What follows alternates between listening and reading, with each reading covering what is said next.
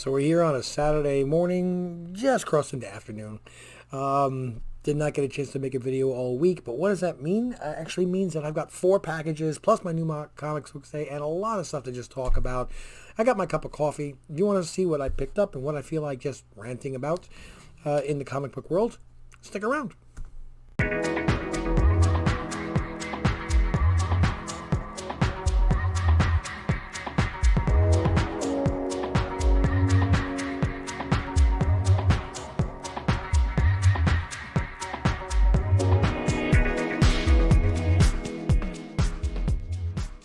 Yeah, I don't know if ranting is exactly the right word. It's possible. You might consider it a rant. I don't. Welcome back, family. Thank you, everybody, for joining yet again here at Ohana Comics. Hope you guys had a wonderful week. It is a scorcher here in Georgia. I can't wait for cooler weather to start prevailing sometime in October. But, as I said, it's been a very hectic, busy week for me, and I did not get a chance to make any video during the week, but I'm going to run. I got 4 packages that came in. 3 of them were from Southern Comic Geeks auction of last week. I think I still have another one coming. I'm starting to lose track. Isn't it so great when you have so many books coming you don't remember? Well, that could just be senility. Sucks getting old. Anyway, let's run through what I picked up on New Comic Book Day first. So I did pick up a Technolands #1. And I believe this is supposed to be held sideways, so I'm going to try to do this. This is the way it was displayed in the store. I'm not a big fan of sideways covers, just me personally. I think a comic book should be displayed normally, like the Darkhawk #1. Why did I buy this? Because all the hype it's about Darkhawk. I never even read the original series when it came out. It's just, for some reason, it was, to me, in my brain, it equated to a combination of Darkwing Duck and Batman. And I couldn't do it. I could not do it. It was, to me, it was Marvel trying to rip off an obvious DC character, which I know they do back and forth, but I just wasn't going to support it. But with all the hype that everybody does have about Darkhawk and the endless rumors that pop up every single week about every character, you never know when something like that is actually going to go up in value. So I wanted to pick one up. I did get my 2 copies, A and B. What number is this? Number 25 of Ice Cream Man. Still really enjoying the... Hey, I went the right direction. If those of you know, that's an improvement. That's a major thing. I did pick up 2 different copies of Kingspawn #1. These were actually on my pull list. No, I did not get the signature version. I'm sorry. Would I like to have a signature version? Yes, but I'm not going to spend that kind of money. On a side note, when the dealer, Syndicate Comics, they did have a copy of the signature version, and he was going to send it out for grading before he sold it, and it looked beautiful. But one of the things we were all commenting on, and I have to give credit, that Todd McFarlane, as we said, did not phone in his signature. He had to sign 1,600 times, but every single time was a full Todd McFarlane. There are so many artists that, their signature is almost becoming like a doctor's scribble. I mean, you want to see that prominent name. It's not just... I understand. Everybody has their own signature, and their signature is their signature. My signature, I can't even read, but it is my signature. But I'm not an artist, okay? An artist should, I don't know, have something that looks a little bit more elegant, I guess. If you look at paintings of the artist's signature on the bottom is legible, not, yeah, I signed it. So Todd McFarlane, who's arguably one of the biggest names as far as getting a signature, he's right up there with all the others, he did not phone it in. So if he didn't phone it in, some of the lesser known, less popular artists really have no right to. I mean, unless they're signing 50,000 signatures, then I understand writer's cramp. Moving on, I did get my copy of Something is Killing the Children, number 19. Oh my goodness, 16, yeah. Oh, that reminds me. I have two copies. If you saw the prior videos of Enter the House of Slaughter Free Comic Book Day, and I'm pressing one, and I've already pressed the other. These things are not great condition, guys. It is a really cheap paper because it's a free comic book day, but I got a feeling in the long run, 9.8s are going to be really hard to come by on this particular book. You're going to see a lot of 9.4s, 9.6s. So if you have the opportunity to pre-order one or get your hands on one for, it's still free comic book day, I'm going to say $80 or less as of August 25th, 6th, whatever today is. I would say $80 or less. I would grab one because I'm not going to get 9.8s on mine. I'm not going to send mine in, but if I did, I wouldn't get 9.8s. And if I had 25 of what I have right now and I sent them in for pre-screen, I think I'd be lucky if I got back 5. So, and the only other things I picked up at the store this week were the A and B cover of War on the Bounty Hunters, Darth Vader. Of course, that to go into my wife's box. So, hopefully she'll enjoy those. So, did you guys watch What If on Wednesday or Thursday or whenever you have a chance? No spoilers, okay? I was talking about it with somebody at work, and we were looking forward to it in advance, and I thought it was going to be the Tony Stark episode with Killmonger, and it wasn't. It was actually a different one, which did have the character Tony Stark in it, so I can understand our misunderstanding. My review of it, it's good. It's very good. It's definitely better than the first, but the episode with T'Challa as the second week that's a hard act to follow, man. That was such a great episode, and it had the one with T'Challa had a lot of really funny, lighthearted moments in it. Not corny funny, but the Star-Lord moment that was almost over the top. But knowing the actor, it was still really appreciated. But this episode didn't have as many funny. It was a little bit more on the serious side, and it didn't have as many small little Easter eggs referring to everything in the MCU. That being said, it was still a very good episode. And I also have seen a report that Captain Carter, Episode 1, will be appearing in Multiverse of Madness. It's a rumor, but from supposedly a reliable source. All reliable sources are reliable until they're no longer reliable, or vice versa. So, if that is the truth, then that really is going to start pulling these characters into canon, which Feige said is going to happen, into the MCU. What other characters are going to happen? I don't know. What's going to, so every episode I'm trying to see what from this could make it into the MCU, and it's really interesting if you start to really speculate. I think that this is going to get so broad that in Phase 4 and Phase 5 that we're just going to love it. It's also going to make it so that you can really watch these movies that are upcoming 2, 3, 4, 10 times and still have and pick up things that you missed every single time, and that's really good. So before I get into the stuff that I got from the auction, get that bag off of there. You stay. You be a good boy. This is the one pickup that I got off of Mercari, and I'm okay with the negative space variants, but for me, they really are hit or miss. I can look at them and say, I like that. I hate that. It's almost like Momoko art. Momoko art is either it really hits me, or I look at it and go, did that take 30 seconds to make it? So that, again, I'm going to stop saying that being said. That being said, just kidding. There are 3 in my mind negative space variants that I really, really like.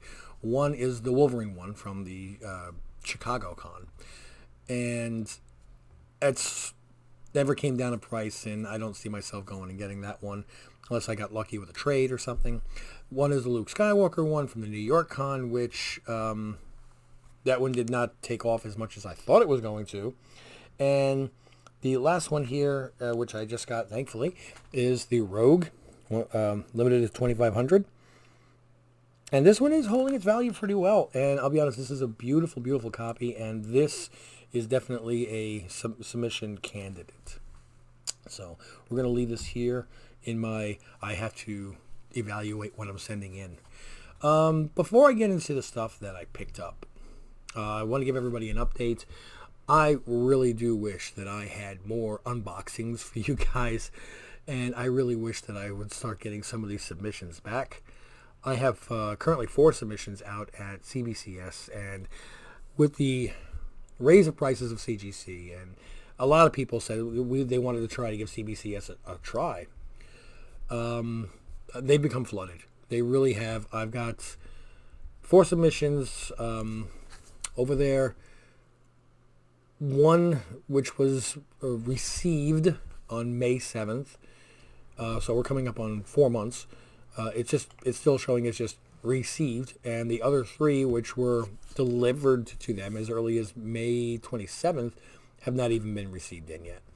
So, but they turn, if you were to send it in for their express, they have a very, very quick turnaround, and the prices are not that, they don't kill you that much. I think it's $36 through their express, whereas it's 20 something for regular. So for an extra $10-15, I think people are opting for that almost walk-through service. I know Skeff took advantage of that, and he pulled out a couple of 9.9s. Congratulations, Skeff, man. I was just, oh man, I lost my breath when I saw that one. I'm typing, don't sell it. But what are your feelings on the Rapid and the Express and the walkthrough? To me, it's like cutting in line. I mean, I've never been a fan. You go to Disney World and you get the Fast Pass or whatever, or you can reserve a spot online for, a ride. And they tell you, come back at 4:15 and you can go to the head of the line. Now you get there and there's 5,000 people waiting to ride Space Mountain, and you just walk right past everybody. Is that really fair to the people that are standing online? I don't. I look at it the same way with the Express and everything else. Because you have more money than me, and you can afford to spend more money on the grading of the comics. I've been waiting for 4 months, but right before they grab my box off the shelf, another delivery of 15 Express boxes. Oh no, we have to put them first. So mine sits another day. And I don't think that I don't like the idea of the Express. I really don't. I think that if they're going to have an Express, then that should go to a separate facility.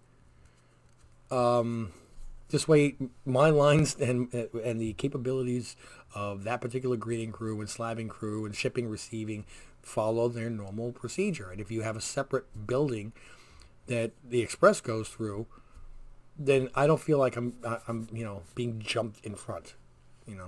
So, okay, that was my little event. I picked up, I got Southern Comic Geek. He does, I think it's now a show every Saturday morning. So if you haven't checked it out, make sure you do go as Southern Comic Geek. That's the name of his site. And on Saturday mornings, and I missed this morning, he has it's an auction / live claim sale. It has, last week was 5 pop-up windows with different dealers, and they alternate. They go through each other, and they'll put up books for claim sales, $2, $3, $5, $10 claim sale books, or they will even throw high grade slabs, high price slabs up for, these are the prices, and very, very reasonable prices. Or they'll have some books where they'll start an auction on them. I mean, and they alternate. So it's, first off, it's comic books at a great price, watching a show on a Saturday morning with a cup of coffee, and listening to people that are knowledgeable talking about comic books and having fun. Is there any better way to start the weekend? So, first one I'm going to show you is the 3 books that I got from Southern Comic Geek himself. And the first thing that I'm going to talk about is his painter's tape. Okay, so painter's tape is usually like a bluish paperish, but he's got this almost latexy. The dude is going like top quality painter's tape. I gotta get props, man. And every dealer that I got from, pull tabs.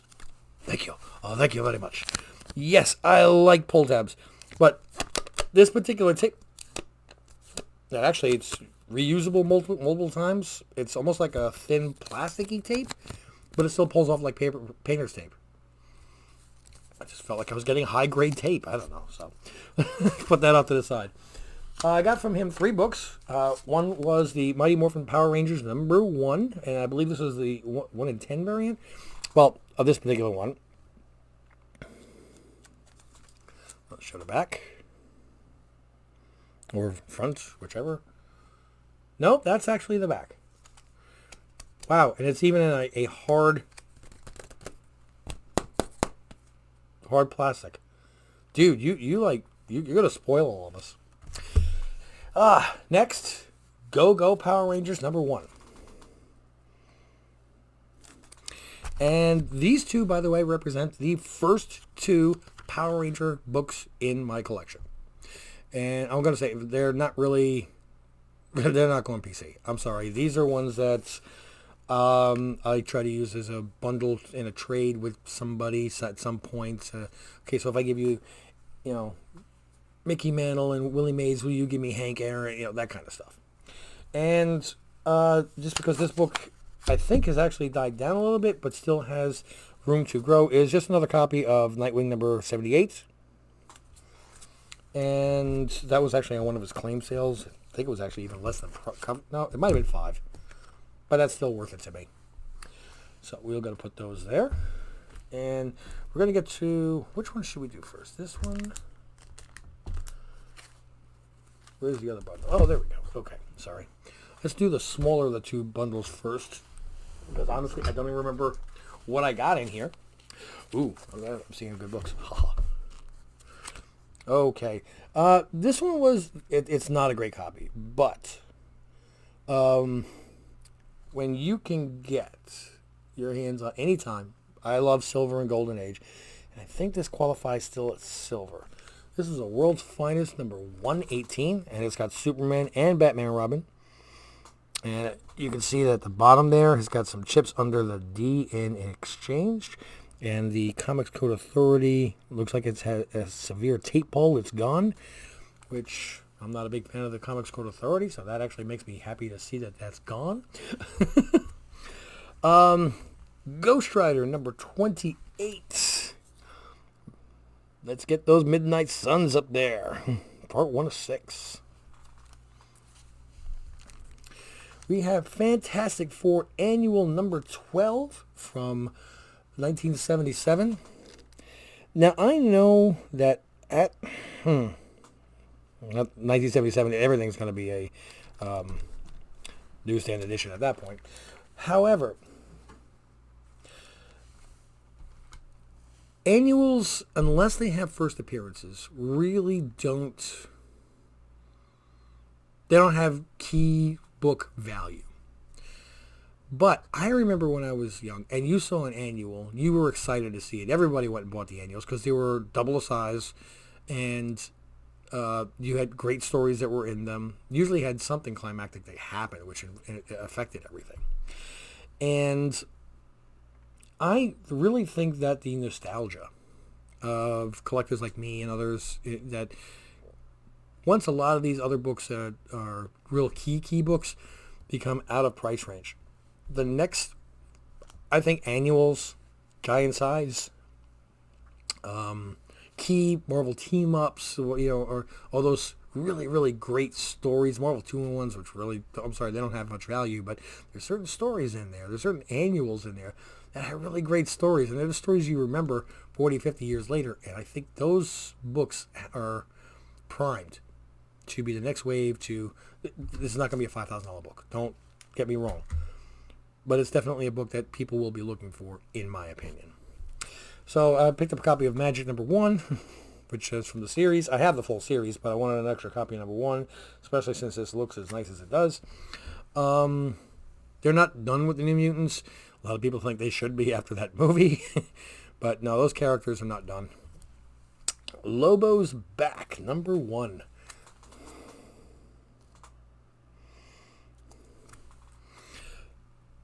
Okay, any chance, and the last one that was in here was X-Men number 147. Anytime you can get some of the X-Men books, they're all going to take off. If you remember when X-Men was, it always has been popular, but I mean when it really was going up in value with Murder World and Alpha Flights and I'll talk about back in the 80s even. Anything under 150 was where your prices started to shoot. So there will be people that had these collections when they were young, and they're going to be trying to rebuild these collections. If you can get anything, I'm actually going to say anything under 170. It covers the Brood fight and everything. If you can get those copies for decent prices, these are books that people are going to be trying to put those runs again at some point. So, and then we got to the last batch here. Now, I don't remember which batch. Actually, I think this one was that one from T-Ravis or was the other one? I don't remember. Wait. I don't know. I got a bunch of books. That's all I cared. I got books. Yay. If you want to know all the people that are selling, go to Southern Comic Geek's auction and you'll see for yourself. And by the way, if you're enjoying the content, please smash like. Make sure you're a subscriber. Getting really close. About the 497. 3 more to go, and then that book goes to somebody out there.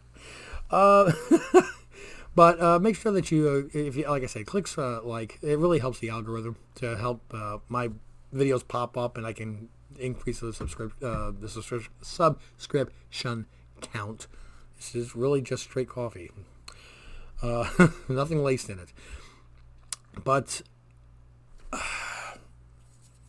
anyway, let me just get back to this. I got a nice good stack here. We have, again, I don't even remember what I got. That's the great thing. And I didn't want to remind myself because it's kind of fun. Avengers number 142. Yeah. I can actually feel the subscription crease in this. That's always fun, right?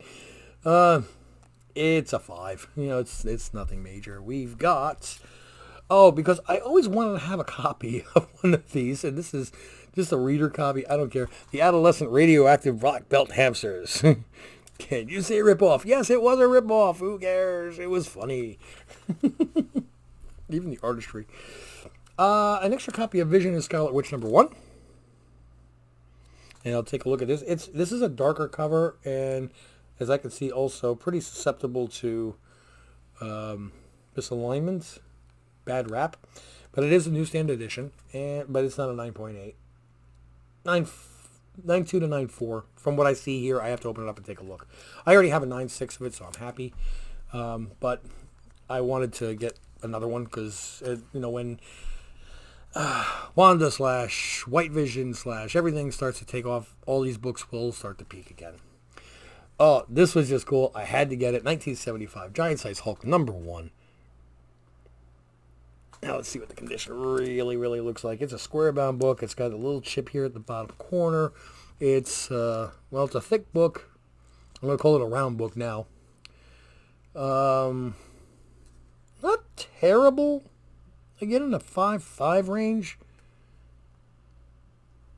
Somewhere between, in the 5.5 range.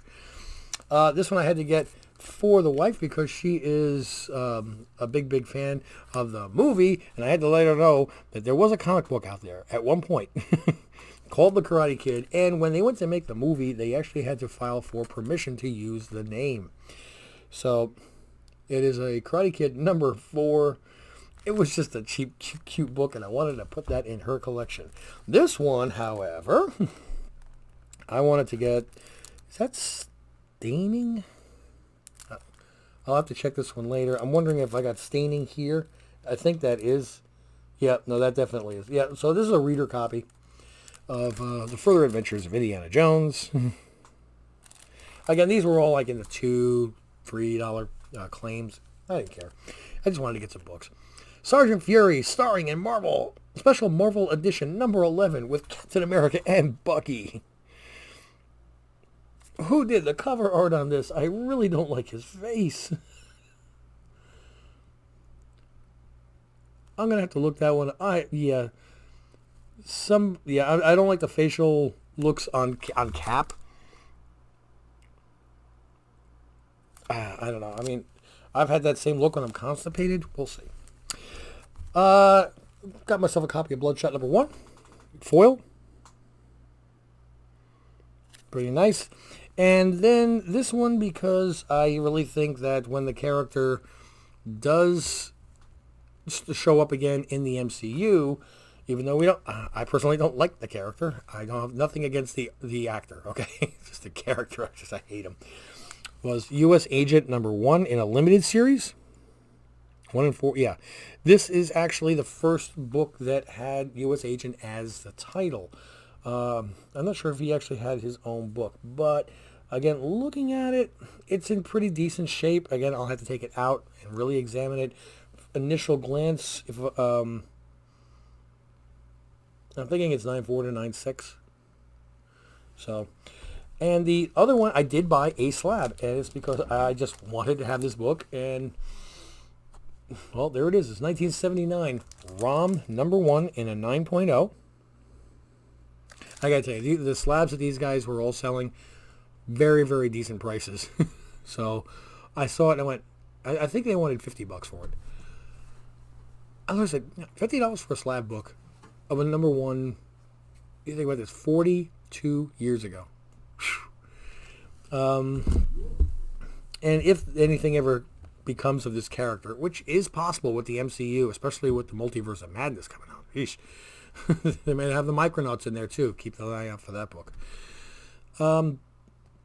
It may peak at some point, allowing me a window to trade or sell it to get other stuff that I wanted to get, which all the stuff I want to get is all out at grading.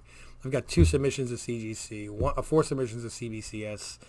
I don't even know if I want to submit anymore because the lead time is so much. But if I don't, then that'll be that much more of a gap that I have nothing coming in.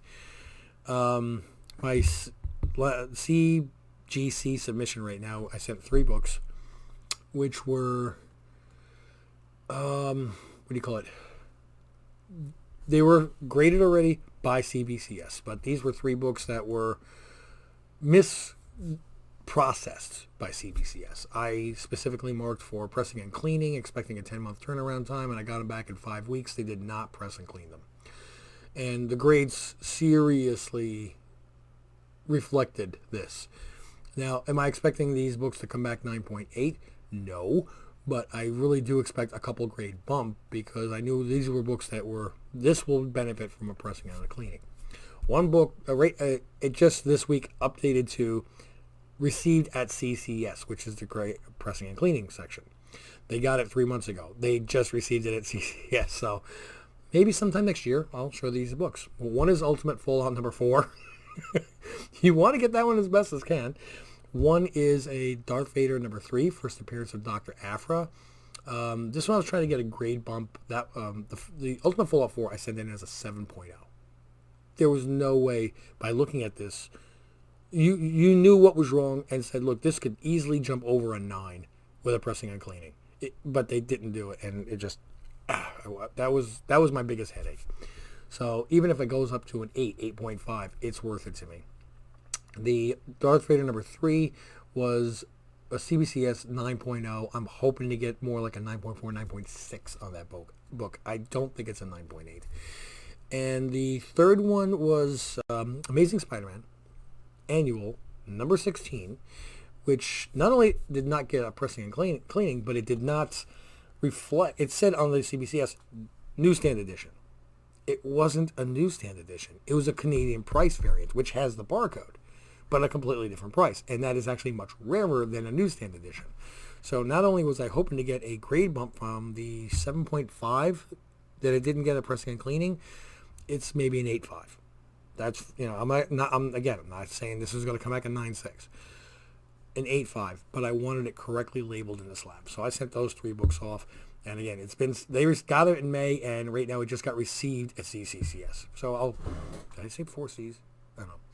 I'll keep that one, you guys updated on that as we go. So I'm going to try to wrap this up, even though I've been talking. Yes, it officially has become a rant. It's 28 minutes.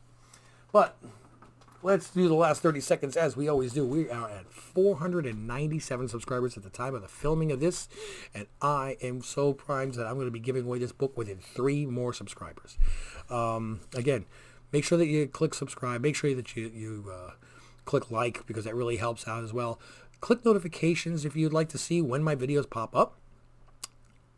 Don't forget, though, that you have to go to the... Let me move this over here, because I always put the 500 subscriber video here. Go to the 500 subscriber video link, which should be appearing right about here. Make sure that you watch it. Make sure that you click like. Leave a comment. Please keep it clean, non-political. Make sure that you're a subscriber. I break 500. I'm going to pull one of those comments at random and give away this book. Okay? This is a 9.8 Venom Manual number 1, variant edition. 9.8 white page. Signed by Cates and Stegman. Come on. Free slab. Signature series. 9.8s. Can't go wrong. I'm so looking forward to winning it. Yeah, winning it. Giving it away. Everybody, I'm talked out. I'm out of here.